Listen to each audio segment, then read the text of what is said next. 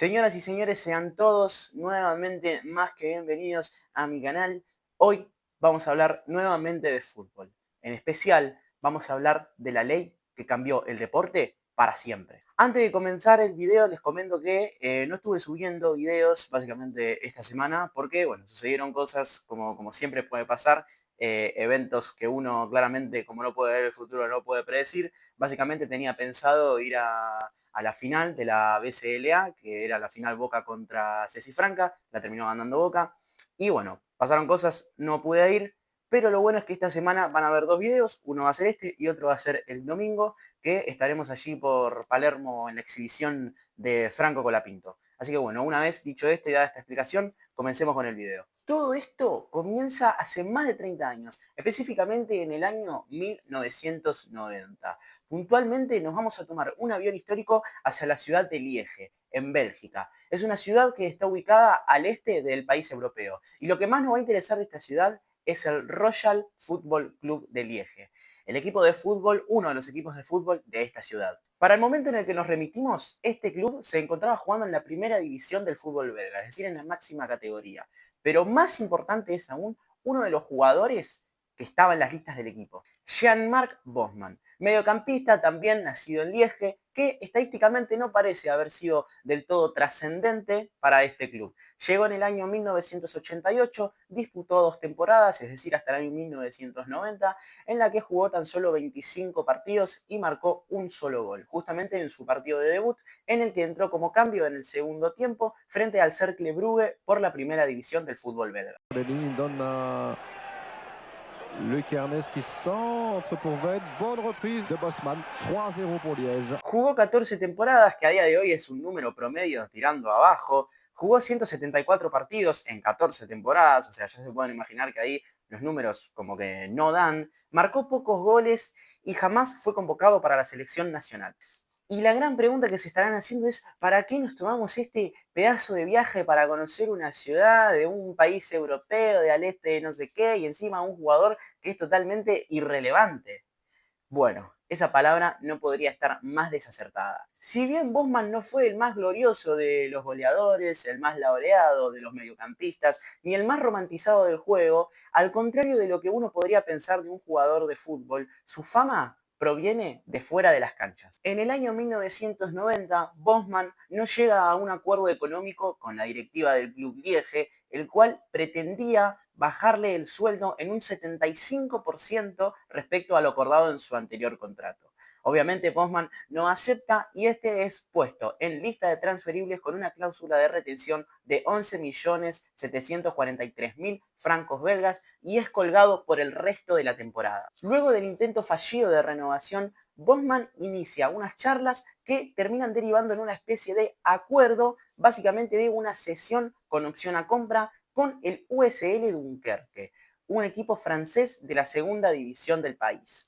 Obviamente el equipo no se podía permitir esa cantidad de plata, pagarla para fichar un jugador, por lo que el club dueño del pase, es decir, el Liege, bloquea por completo la transferencia de este jugador.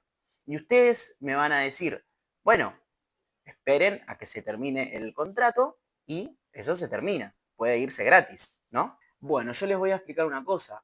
En ese momento, aunque el jugador ya estuviese libre de contrato, tenía todavía responsabilidades con el club. Y si quería irse, el club que quería ficharlo debía pagar una cláusula de indemnización, obviamente puesta por el equipo que era dueño del pase.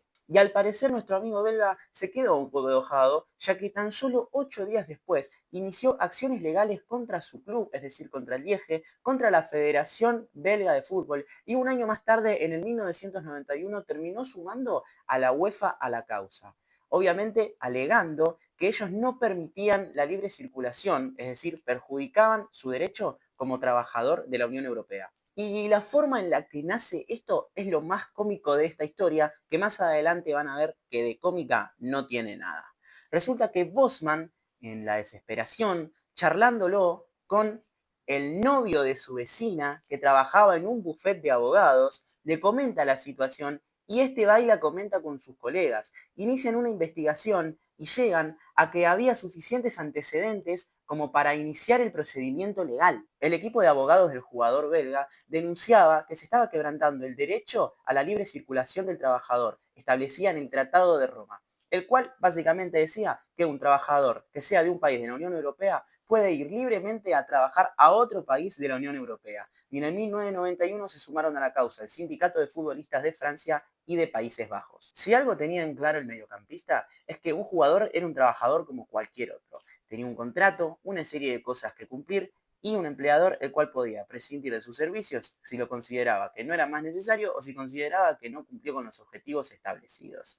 Y Bosman lo que quería hacer era equiparar los derechos de los jugadores de fútbol con los derechos de los trabajadores. Y pedían que un trabajador, es decir, un futbolista de la Unión Europea, no sea considerado extranjero si va a jugar a otro país de la Unión Europea.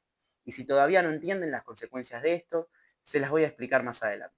Tras la caída del pase, el Lieja decreta la Carta de Libertad de Jean-Marc Bosman, la cual lo deja completamente libre de sus responsabilidades contractuales con el club y este termina fichando por el Saint-Quintin, otro equipo de la segunda división francesa. A partir de este punto se dice que Bosman gastó más de 400.000 euros en todo el proceso judicial y su carrera decayó por completo, jugando en clubes de menor importancia y muy pocos partidos. Esto debido, entre otras cosas, a la presión que él sufrió, declarada por él mismo, en llevar todo el peso él solo a sus 26 años, los años de mayor plenitud para un deportista de este tipo. Y también, siendo sinceros, ¿qué club grande va a querer contratar a un jugador así, sabiendo que le puede traer este tipo de quilombo? 12 de diciembre de 1995 es la fecha clave. El Tribunal de las Asociaciones Europeas de Fútbol falló a favor de Bosman. La entidad rectora del fútbol en el viejo continente cedió a las presiones de la Unión Europea y decidió levantar con efecto inmediato las restricciones para futbolistas extranjeros de países miembros de esa organización. Sin embargo, un portavoz de la UEFA dijo que espera que los clubes conserven de manera voluntaria la famosa regla de 3+2 durante la presente temporada. Esta regla significa que los equipos pueden alinear únicamente 3 extranjeros y 2 jugadores nacionalizados. La Corte Europea de Justicia sentenció, tras finalizar el llamado caso Bosman el 15 de diciembre, que los reglamentos de restricción de extranjeros y transferencias de la UEFA infringían las leyes de libre circulación de trabajadores de la Unión Europea. Y se aceptaron dos cosas significativas. Uno, todos los futbolistas con pasaporte de la Unión Europea podrían fichar por otros equipos de la Unión Europea sin ser considerados extranjeros. Eso quiere decir que podés fichar muchísimos más jugadores, porque el cupo de extranjeros ahora es mucho mayor. 2. Los jugadores sin contrato pueden fichar libremente por cualquier otro club, sin dejar ningún tipo de compensación obligatoria a los clubes de orígenes. Esto es lo que conocemos básicamente hoy en día como jugador libre o agente libre.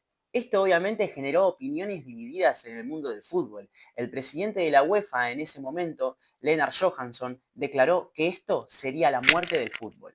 Luego del fallo, Bosman finalizó su carrera en la temporada 95-96 en el CS Vissé, un club de Bélgica, y la suerte no le sonrió después del retiro al jugador, quien terminó cayendo en una fuerte depresión, en una gran adicción alcohólica y en una gran quiebra económica. En el año 2011 fue denunciado por violencia de género, declarado culpable en el año 2013 y la pena fue 1 año de terapia y abstinencia alcohólica. Una de las paradojas más grandes, o si se quiere la más grande del mundo del fútbol, es que uno de los responsables y causantes de que hoy en el día en el fútbol se muevan miles y miles y miles de millones de dólares, actualmente subsista gracias a una pensión que le da la FIFPro, la Federación Internacional de Futbolistas Profesionales, quien representa a los futbolistas profesionales de todo el mundo. Y se dice que Bosman actualmente sigue participando activamente en el sindicato.